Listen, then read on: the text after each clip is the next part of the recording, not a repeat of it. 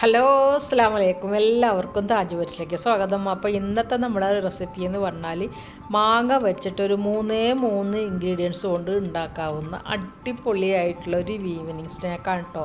വളരെ പെട്ടെന്ന് ഉണ്ടാക്കുകയും ചെയ്യും. എല്ലാവർക്കും കുട്ടികൾക്കും വലിയവർക്കൊക്കെ ഒരേപോലെ ഇഷ്ടപ്പെടുന്ന ഒരു ഈവനിങ് സ്നാക്ക്.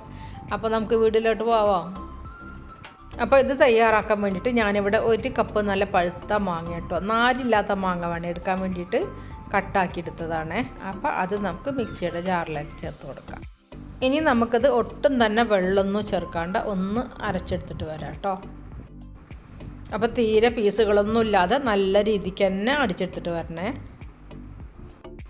ഒരു പാൻ അടുപ്പത്ത് വെച്ച ശേഷം നമുക്കതിലേക്ക് 1 കപ്പ് ഡെസിക്കേറ്റഡ് കോക്കനട്ട് ചേർത്ത് കൊടുക്കുക. സൂപ്പർ മാർക്കറ്റിലൊക്കെ കിട്ടും കേട്ടോ തേങ്ങ. നമ്മൾ അതല്ലെങ്കിൽ പിന്നെ നമ്മൾ വീട്ടിൽ തയ്യാറാക്കുകയാണെന്നുണ്ടെങ്കിൽ ഒട്ടും തന്നെ തരിപ്പൊന്നും ഇല്ലാണ്ട് വളരെ നേരിയതാക്കിയൊക്കെ ചിരട്ടിയെടുക്കേണ്ടി വരും. അപ്പോൾ അതിന് പകരം നമുക്കിതൊരു പാക്കറ്റ് വാങ്ങിച്ചാൽ മതിയല്ലോ. സിമ്മിലിട്ടിട്ട് വേണേൽ നമുക്കിതൊന്ന് വറുത്തെടുക്കാൻ വേണ്ടിയിട്ട്. ഒട്ടും തന്നെ തീ കൂട്ടരുത് കേട്ടോ, പെട്ടെന്ന് തന്നെ ഇതിൻ്റെ കളറൊക്കെ ചേഞ്ച് ആവും. അപ്പോൾ വളരെ ലോ ഫ്ലെയിമിലിട്ടിട്ട് നമുക്കിതൊന്ന് നന്നായിട്ടൊന്ന് മുരിഞ്ഞ് വരുന്നവരെ നമുക്കൊന്ന് വറുത്തെടുക്കാം. പക്ഷേ കളറ് ചേഞ്ച് ആവാനും പാടില്ല കേട്ടോ. ആ രീതിയിൽ നമുക്കിതൊന്ന് വറുത്തെടുക്കാം. തേങ്ങ ഇങ്ങനെ മൂത്ത് വരുമ്പോൾ നല്ലൊരു സ്മെല്ല് വരും കേട്ടോ. അപ്പോൾ കളറൊട്ടും ചേഞ്ച് ആവാതെ ശ്രദ്ധിക്കണേ. അതുകൊണ്ടാണ് തിരിയൊട്ടും കൂട്ടതെന്ന് പറയണത്. അപ്പോൾ ആ ഒരു ചെറിയൊരു തേങ്ങ ഇങ്ങനെ വറവാവണ ഒരു മണം വരുന്ന സമയത്ത് നമുക്കിതിലോട്ട് അരച്ച് വെച്ചിരിക്കുന്ന മാംഗോ പ്യൂരി ഇല്ലേ, അത് ചേർത്ത് കൊടുക്കാം. അപ്പോൾ മധുരത്തിന് വേണ്ടി നമ്മളിവിടെ ചേർത്ത് കൊടുക്കുന്നത് 1/2 കപ്പ് കണ്ടൻസ്ഡ് മിൽക്കാണ്. അപ്പോൾ അതും കൂടെ ചേർത്ത് കൊടുക്കുക. നമ്മൾ പഞ്ചസാര ഒന്നും ചേർക്കരുത് കേട്ടോ. പഞ്ചസാര ചേർത്ത് കഴിഞ്ഞാൽ ഇത്രയും തന്നെ ടേസ്റ്റ് കിട്ടൂല. ഇനി അടുത്ത പരിപാടി എന്ന് പറയുന്നത് നമുക്കിത് ലോ ഫ്ലെയിമിലിട്ടിട്ട് നല്ലതുപോലെ ഒന്ന് ഇളക്കി ചേർത്ത് വറ്റി കുറുകി നല്ലൊരു പേസ്റ്റായിട്ട് വരണം കേട്ടോ. അതേപോലെ നമ്മൾ അലുവയൊക്കെ വരക്കൂലേ, ആ തരത്തിൽ ഇത് നന്നായിട്ട് ഇങ്ങോട്ട് നമുക്ക് വറ്റിച്ചെടുക്കണേ. അപ്പോൾ ആദ്യം ഇതൊന്ന് ലൂസായിട്ട് വരും, പിന്നെ അത് കഴിഞ്ഞാൽ പതുക്കെ കുറുകിക്കോളും. പക്ഷേ എന്തെന്നെ ആയാലും നമ്മൾ തിരി കൂട്ടരുത് കേട്ടോ. തിരി കുറച്ച് വെച്ച് തന്നെ ഇത് ചെയ്യണേ. അപ്പോൾ നമുക്കിതിങ്ങനെ അങ്ങോട്ട് നന്നായിട്ട് റോസ്റ്റ് ചെയ്തെടുക്കുക. പതുക്കെ അതിൻ്റെ ടെക്സ്ചറൊക്കെ മാറി ഇങ്ങനെ കുറുകി വരും കേട്ടോ. അപ്പോൾ ലാസ്റ്റ് നമ്മൾ ഇങ്ങനെ അലുവ വിരകി എടുക്കൂലേ, ആ പരുവത്തിലാവുക. അതുവരെ നമ്മളിതിങ്ങനെ ഇളക്കിക്കൊണ്ടിരിക്കണം കേട്ടോ. ആകെ 3 ഇൻഗ്രീഡിയൻസേ ഉള്ളൂ, എന്നാലോ അടിപൊളി ടേസ്റ്റായിട്ടുള്ള ഒരു റെസിപ്പിയാണ്. നമുക്ക് ഇവിടെ ബേക്കറികളിലോ ഷോപ്പിലോ ഒന്നും പോയാൽ നമുക്കത് വാങ്ങിക്കാൻ കിട്ടില്ല കേട്ടോ. നമ്മൾ വീട്ടിൽ തന്നെ തയ്യാറാക്കാം. വലിയൊരു അൽഫോൺസ മാങ്ങയൊക്കെ ആണെങ്കിൽ നല്ല ഒരെണ്ണം മതി കേട്ടോ. ആ മാങ്ങയൊക്കെ വെച്ചിട്ട് തീരെ നാരില്ലാത്ത മാങ്ങ വെച്ചിട്ട് നമുക്ക് അടിപൊളിയായിട്ട് ഇത് തയ്യാറാക്കാം. പിള്ളേർക്കൊക്കെ ഭയങ്കര ഇഷ്ടമായിട്ടാണ് ഉണ്ടാക്കണേക്കും പിന്നെ സാധനം തീരും, അത്രയും ടേസ്റ്റുള്ളതാണ്. അപ്പോൾ നമ്മുടെ റെസിപ്പിയൊക്കെ ഇഷ്ടപ്പെടുന്ന എല്ലാവരും നമ്മുടെ ചാനൽ ആദ്യമായിട്ട് കാണുന്നവർ ഒന്ന് ആ സബ്സ്ക്രൈബ് ബട്ടണില്ലേ, അത് ജസ്റ്റ് ഒന്ന് ഇങ്ങനെ തൊട്ട് നോക്കിയാൽ നിങ്ങൾ.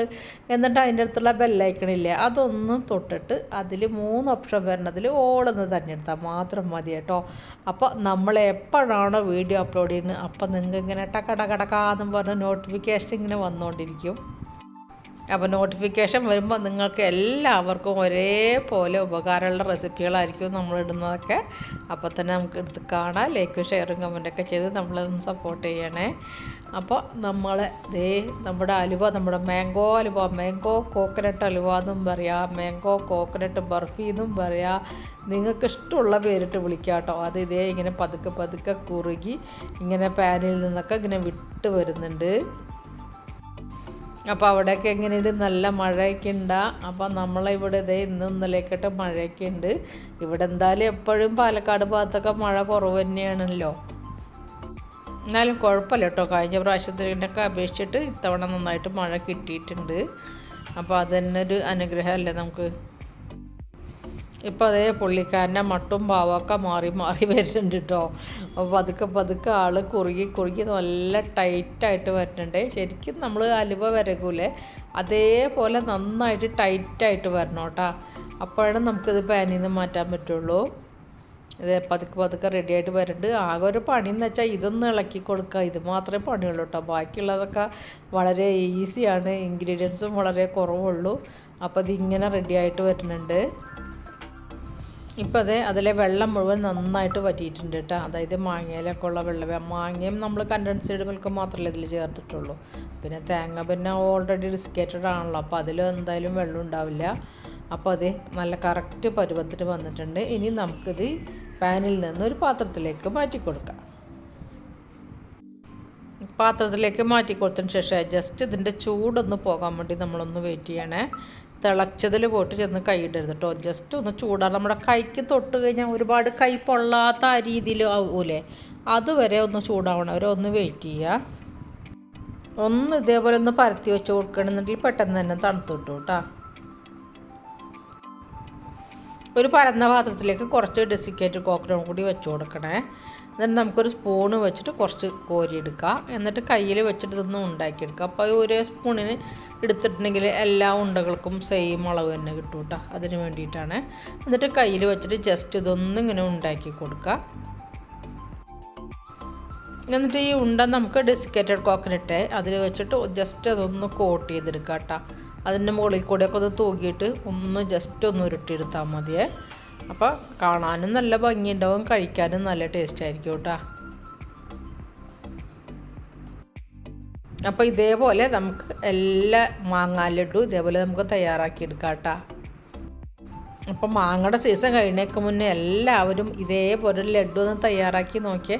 എന്നിട്ട് നമുക്ക് ഫ്രിഡ്ജിൽ സൂക്ഷിച്ചാൽ മതി. അപ്പോൾ 2 ആഴ്ചക്കൊക്കെ ഒരു പ്രശ്നമില്ലാതിരിക്കും കേട്ടോ. അടിപൊളി ടേസ്റ്റ് ആയിട്ടുള്ള ഈ മാങ്ങാ ലഡു എല്ലാവരും ഒന്ന് തയ്യാറാക്കി നോക്കാം. അപ്പോൾ അടുത്ത വീഡിയോ വരുന്നവരേക്കും എല്ലാവരോടും അസ്സലാമു അലൈക്കും. Bye bye.